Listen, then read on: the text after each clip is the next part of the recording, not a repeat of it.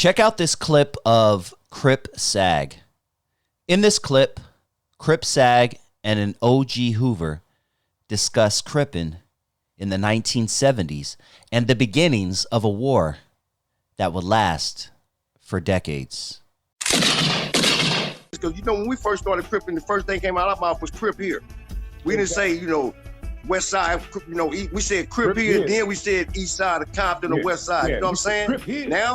Nowadays, when dudes holler out they set, the first thing come out their mouth is East Coast here, Rolling 60 here, Harlem here, et cetera, et cetera, et cetera. So righteously, so technically, everybody's individual gangs, and they only come together when it's productive and conducive to the direction that they moving in. Other than that, all these gangs are individual gangs, man. They come together when they want to come together, when there's something to benefit from. You know what I mean? Yeah. That's it and that's all. But all these gangs are individual gangs. The Rolling 60 is an individual gang, the Harlem's an individual gang, the East Coast is an individual gang, the Main Street's an individual gang, the Santana, all these are individual gangs, man. They come together when it's beneficial for them to come together. And you know what I'm saying? Other than that, these are all individual sets, man.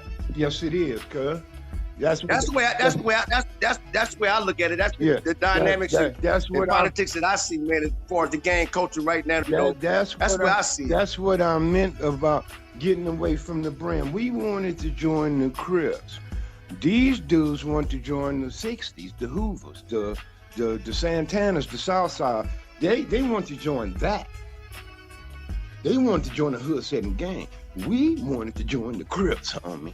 Crips, yeah, the Crips. We want to be Crip. You know what I mean? We didn't want to be no Hoover. We didn't want to be no Compton Crip. We wanted to be a Crip, cuz. Yeah. And that's where the difference sets in.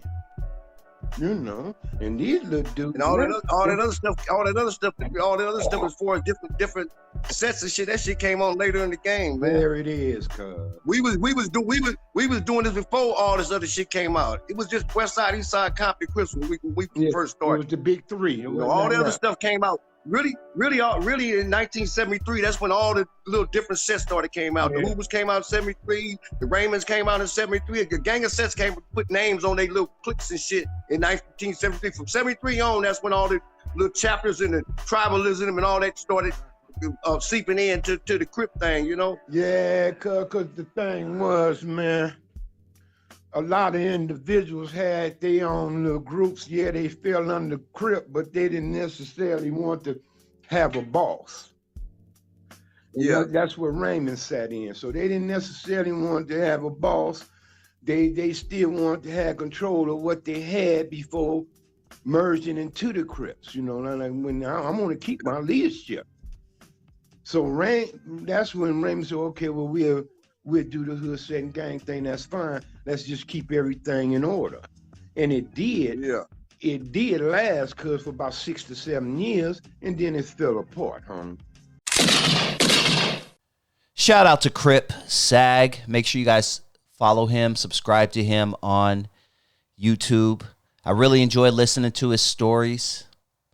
And I don't do this to glorify any type of lifestyle. I'm just documenting history. Los Angeles history specifically.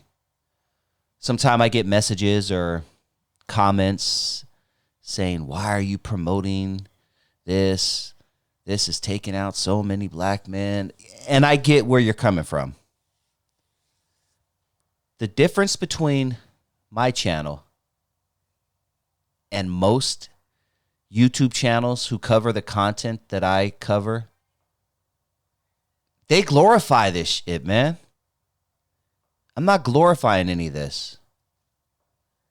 Every Sunday I do a show with my friend who is spending life in prison for something that he did when he was 17 years old. He's part of the blue team. And every week we talk about the horrors of prison life. He doesn't glorify any of that. We don't glorify any of that. If you listen to my interviews, yes, they're telling their story.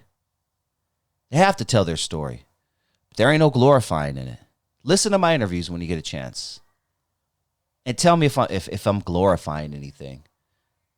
Unfortunately, a lot of people in the comment section, they'll see the title and they'll just assume that I got people on here talking about, yeah, man, I was locked up, homie, level 4. Man, I took on 30 Crips, knew it was on the crack. Man, I knocked everybody out, homie. Nah, this ain't no jumper. No, I mean, no disrespect to them, but that's their thing. And other channels like that, I've never been a fan of glorifying that life. And that's why I started doing this type of content, because I want it to be the opposite and not glorify it. And guess what? That's why I don't get the big numbers.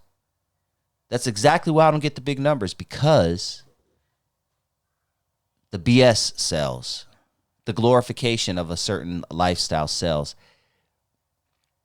And if you're here for that, this ain't it. But if you're here for a good story and you want some history of Los Angeles, you tuned into the perfect place. And that's why I like listening to people like Crip SAG and this H00VER discuss Los Angeles history. But let me know what you guys think. Hit that like button if you haven't already. And if this is your first time joining the channel and you like what you hear, please hit that subscribe button. And if you enjoyed this video, you just might appreciate this bonus clip I'm about to play for you right now.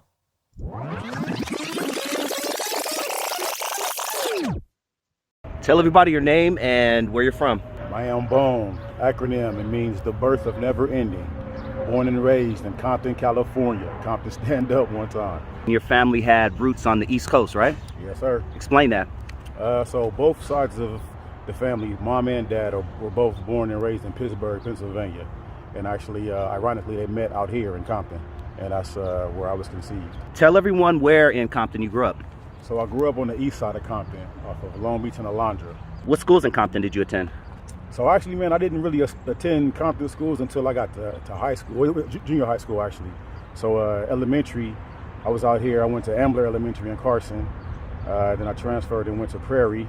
Funny thing about Prairie, man, the first day I was there, I told Moms I didn't want to go, but she insisted on me going. So the first day I was there, some essays got at me at a basketball court, put a shank out on me, man. I ran home, told Moms I wasn't going back. So then that's when I entered into Roosevelt Middle School in Compton. Okay. And from Roosevelt, I went to Dominguez. Tell us about Roosevelt. What was your experience like there? Roosevelt was cool, man. I mean, shit, I was pretty much back like a couple blocks and around the corner from the house. All the homies that I grew up with was there, so it was fun, man. It was real fun. It pretty much kept me in my Compton element, which I wanted to be in, which was cool. What was your experience like your freshman year at Dominguez? Dominguez was cool.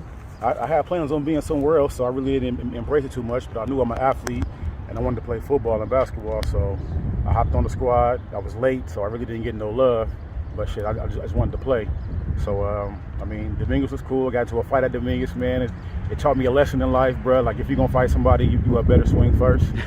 So, I got caught one time in the eye, man, and that shit fucked me up. But it also taught me a lesson that I'll never get fucked up again. So, that was a good lesson that I learned, bro. Yeah, for real. Now, give us the good, the bad, and the ugly about growing up in Compton.